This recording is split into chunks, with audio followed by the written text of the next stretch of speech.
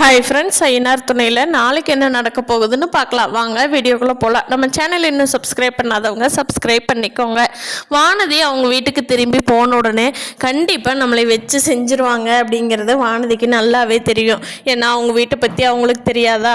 அதனால் வானதி புத்திசாலித்தனமாக யோசித்து என்ன பண்ணினாங்க அப்படின்னா, போலீஸ்க்கு ஃபோன் பண்ணிட்டாங்க. மகளிர் காவல் நிலையத்துக்கு ஃபோன் பண்ண உடனே போலீஸ் இந்த பொண்ணை யாரோ வீட்டில் கொடுமைப்படுத்துறீங்களாமே, யாருமா, அம்மாவா அப்பாவா என்னன்னா சொல்லுமா, நாங்கள் பார்த்துக்குறோம் அப்படிங்கிறாங்க. வானதி, ஆமாம் மேம், நான் ஒருத்தரை லவ் பண்ணுறேன்னு சொல்லி எல்லாருமே நீ திட்டுறாங்க மேம் அப்படிங்கிறாங்க.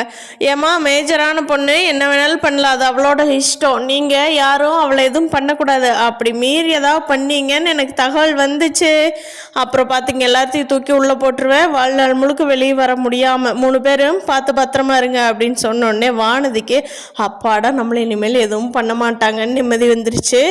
வானதியோட அம்மா கத்துறாங்க.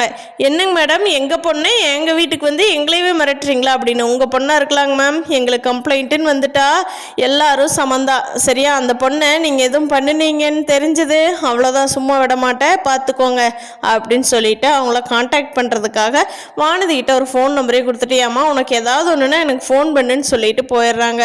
இங்கே பாண்டியோட வீட்டில் என்ன தான் ஆச்சோ, இவன் சைலண்ட்டாக இருக்கானே அப்படிங்கிறப்போ பாண்டி அதுக்கப்புறமா நடந்த விஷயம் அவங்க முடிவு பண்ணினது எல்லாத்தையும் சொல்கிறப்போ சேரன் அண்ணாவுக்கு நமக்காக நல்லா யோசிக்கிறானே பாண்டி, ரொம்ப மெச்சூர் ஆகிட்டான் அப்படின்னு சொல்லி நினச்சிட்ருக்காரு.